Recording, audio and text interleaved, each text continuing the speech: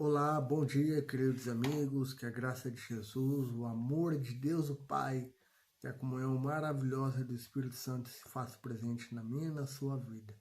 Amém? Hoje vamos para o capítulo 4 deste resumo do livro O Desejado de Todas as Nações, né? Temos aqui, faço questão sempre de mostrar, né? Que é O Desejado de Todas as Nações, pela autora americana Ellen White. Amém? Queridos, este quarto capítulo, ele é muito interessante. Muito. Por quê? Porque aqui mostra o contraste de realidades, né? O resumo em uma frase seria essa: o contraste de realidade, né? Mas qual realidade? Vamos ao resumo, né? A primeira realidade que nós estamos vendo até aqui, partindo do pressuposto, olha só, partindo do pressuposto do capítulo 3, né? A plenitude dos tempos que você vê aqui no canal, né? Caso você seja novo aqui no canal, é um membro novo que entrou agora recentemente, muito prazer, eu me chamo Efraim Melo, sou pastor, né, adventista, e este aqui é um canal para pessoas que querem ouvir a palavra de Deus, né? Eu já estou a fazer muitas séries, né? Perguntas diversas que eu farei a um pastor, que farei de Cristo. Em breve teremos mais séries, né? E mais conteúdo aí da palavra de Deus.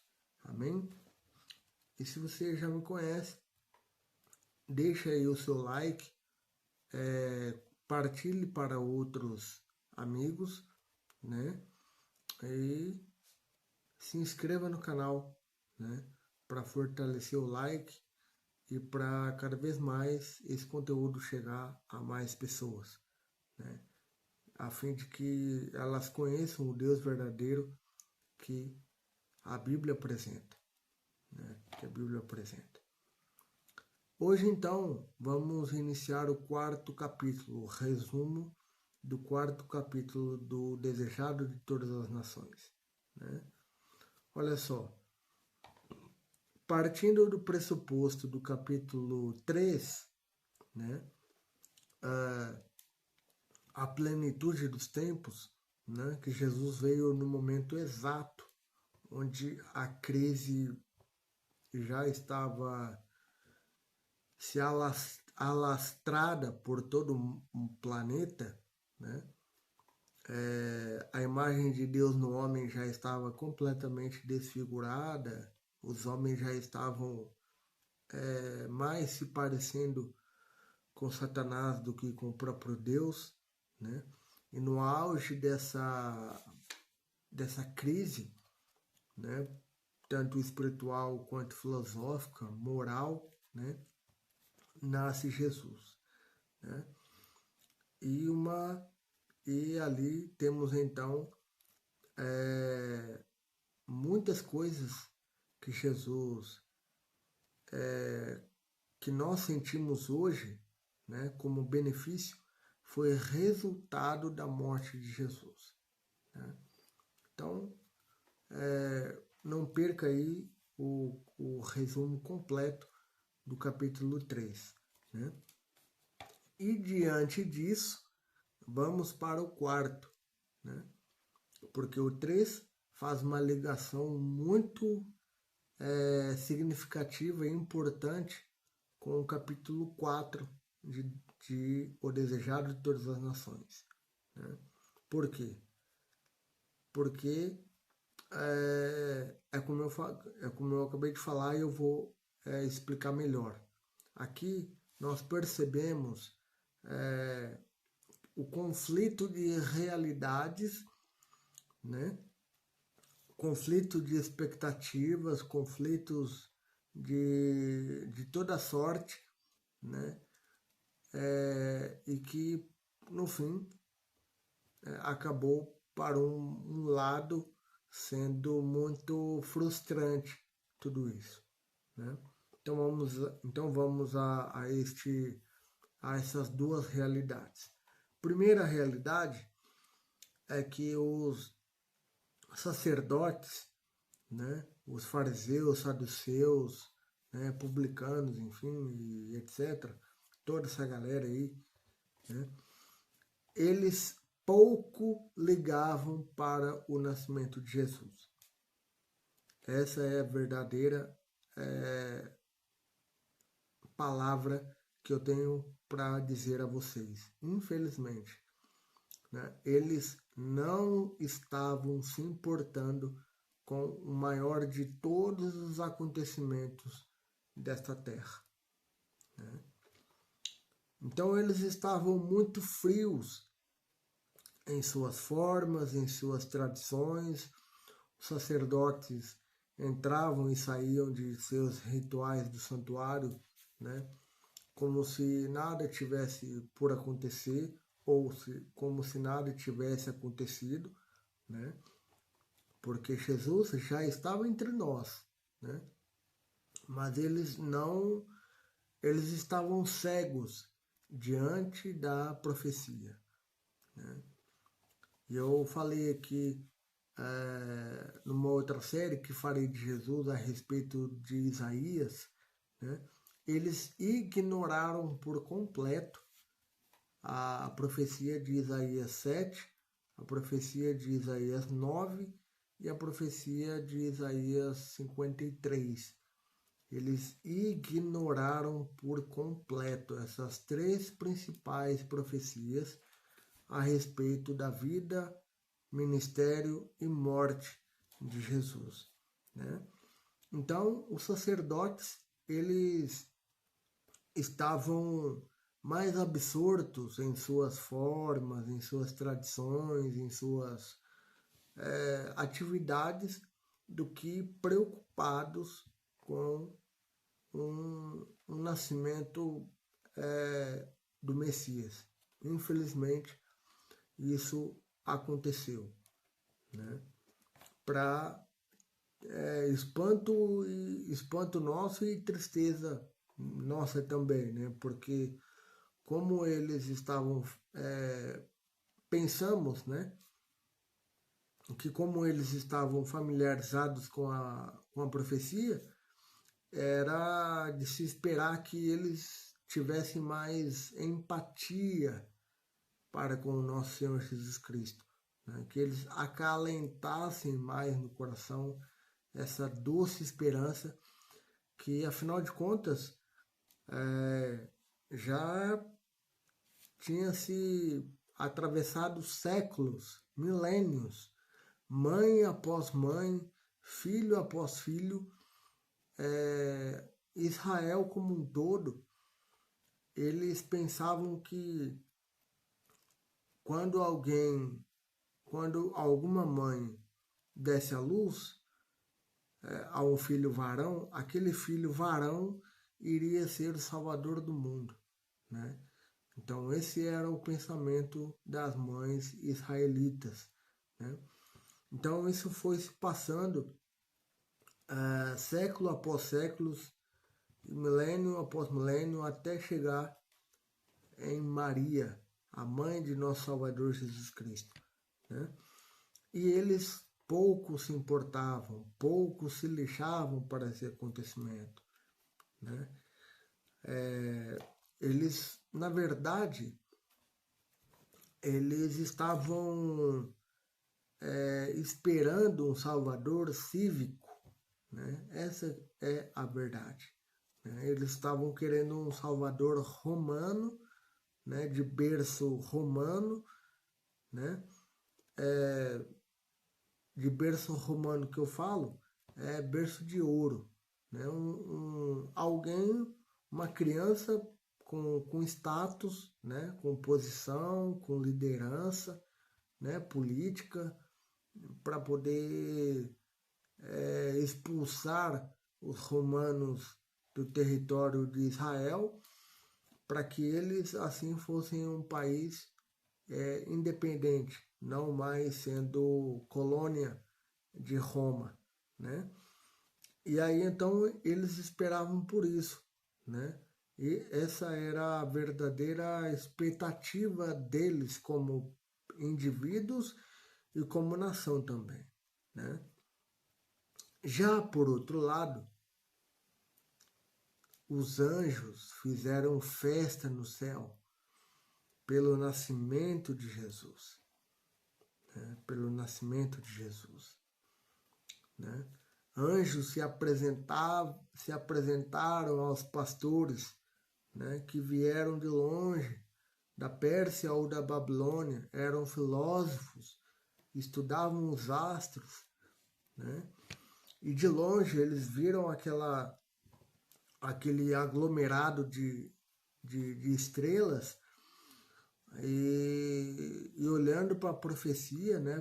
Porque eles tinham acesso às escrituras hebraicas e olhando, e muitos deles falavam hebraico, muitos deles liam perfeitamente o hebraico, né?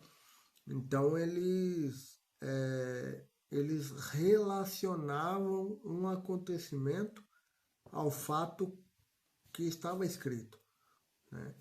Então, a partir dessa relação de fatos, do que eles estavam vendo e do que estava escrito séculos antes, por exemplo, eles estavam vendo aquele aglomerado de estrelas numa noite, né? E lendo o profeta Isaías, né? Isaías 7, Isaías 9, Isaías 11 também, falando a respeito da eternidade, né? Que Cristo, nós passaremos a eternidade com Cristo, né? Onde um leão e um urso pastarão juntos, né? E um pequenino os guiará, capítulo 11 de Isaías, e também a profecia do servo sofredor, né? De Isaías 53, né? Então tudo que eles estavam lendo estava de acordo com aquilo que eles estavam vendo, né? E eles se dirigiram então para aquele local, para Jerusalém, né? Pensando, né, que Jerusalém estaria em plena alegria, em polvorosa, né? Porque na imaginação dos reis, né? Dos três reis, dos pastores, né? Eles iriam encontrar a população ali local falando e abordando esse assunto como folhas de jornal, né, que comentam a respeito de qualquer coisa, né? Então esse era a intenção e o objetivo dos pastores e dos magos que vieram de longe, né, a fim de presentear o menino rei, né, com incenso, ouro e mirra, né? Mas chegando então em Jerusalém, começaram a perguntar um ao outro e etc, onde era o local exato, cadê a criança que havia nascido. Ninguém sabia de nada. Ninguém abriu a boca para dizer, não, é ali em Belém, é ali, digamos, em Nazaré, é ali em Cafarnaum. Ninguém abriu a boca para dizer nada, nada. E eles acharam estranhos, né? Pô, ninguém fala nada, né? E eles começaram a achar estranho aquilo tudo, né? Os reis começaram a achar, né? Os que vieram de longe, os pastores, enfim, começaram a achar tudo muito estranho, né? Mas eles pensavam que talvez Herodes soubesse, né? O palácio ali soubesse do que estava se tratando, né? E eles se dirigiram então ao palácio de Herodes para ver se Herodes estava a saber da situação e também não sabia, né? E aí, então, numa determinada altura, né, da conversa ali, enfim, Herodes, então, pede para eles terem uma entrevista particular, né? E aí, então, eles têm essa conversa particular, né? E aí, eles é revelado a intenção de Herodes. Quando vocês souberem, vocês mandam informações, né? E aí, tudo bem. E aí segue, então, a história. Os magos vão em direção a Cristo. Eles conseguem encontrar onde Cristo estava, enfim, né? E aí, então, ele depositam presentes, ficam ali algum tempo ali com Maria e José, que estava ali, né? E etc. E ao voltar, então, para seu país, né? Eles passariam por Jerusalém para avisar Herodes e de lá se dirigiriam para seu país, né? Mas eles foram avisados por anjos de Deus, né? Veja só como que Deus comunica com os seus servos, né? Aqueles que são sinceros, aqueles que são submissos à voz de Deus, né? E aí então os anjos falaram com os pastores em visão, né? Olha, vá para o seu país, sim, porém vá para outro lado, tá? Vocês não vão para Herodes, tá?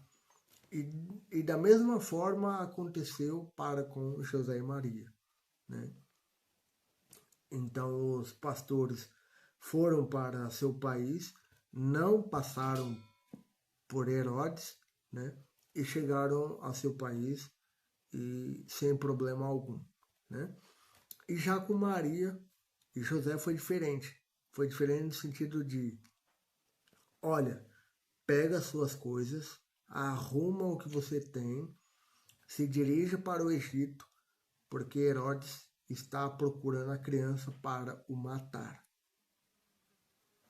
E José, então, antes do alvorecer, na madrugada, partiu então com Maria, sua mulher, e Jesus, seu filho, né, em direção ao Egito, né, e lá ficou até Herodes morrer, né.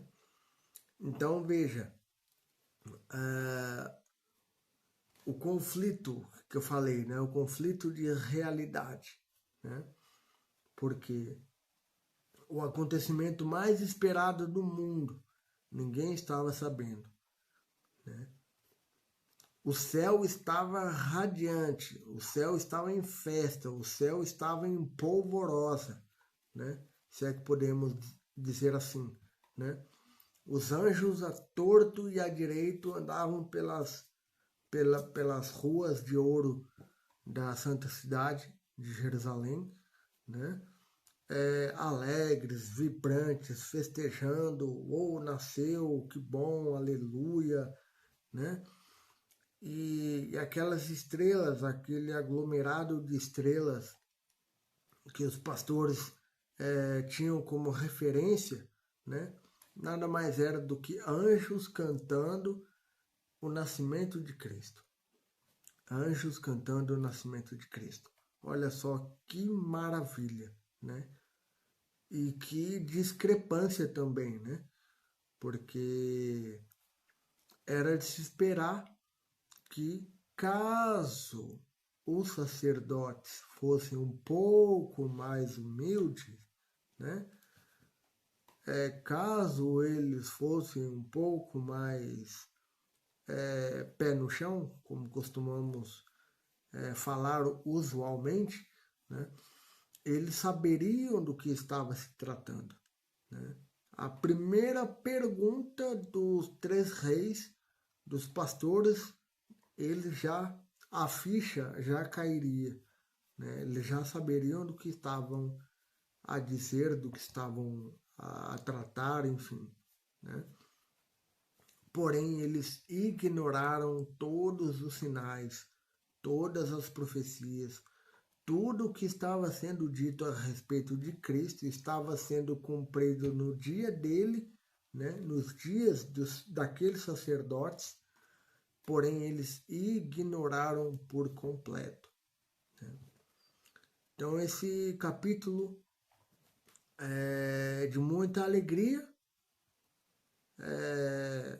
para quem, né, ama o Senhor Jesus Cristo, assim como eu, né, amo o Senhor Jesus Cristo, né, mas é de profunda tristeza, porque os líderes de Israel ignoraram por completo, né? A sentença "hoje vos nasceu o Salvador" para eles era desconhecida. Eles não podiam imaginar que Cristo nasceu e nasceu numa condição que eles muito menos esperavam, né? Eles esperavam, como eu falei no início, eles esperavam um berço de ouro, status, glória, fama, né? Riqueza, posição, enfim, né? Eles esperavam isso de Jesus. Mas quando eles souberam lá na frente que Cristo era humilde, era pobre, né? Trabalhava muito, né? Se dedicava em tudo, né? Conforme a gente vai ver no decorrer do livro, né? A gente vai ver muito mais coisas a respeito de Jesus Cristo, né? E isso para eles, para os líderes, era uma afronta sem tamanho, né? Como pode um rei se posicionar dessa maneira, viver dessa maneira, se comportar dessa maneira? Para eles a conta não fechava, né? E para muitos, infelizmente, hoje, né, em 2025, a conta também não fecha, né? Infelizmente, né? Mas para muitos de nós, você e eu que estamos aqui, a conta fecha com certeza. Porque Cristo, ele se tornou pobre para que eu e você pudéssemos se tornar ricos lá no céu, né? Cristo teve uma vida de privação para que eu e você fôssemos exaltados junto com Ele lá no céu, né? Cristo, ele escolheu depender do pecado, ou seja, ele estava, o pecado estava em toda parte, né? Em toda parte. Ele, tipo, ele estava condicionado. Tudo que estava ao redor dele contribuía para com que ele pecasse, mas ele não pecou, né?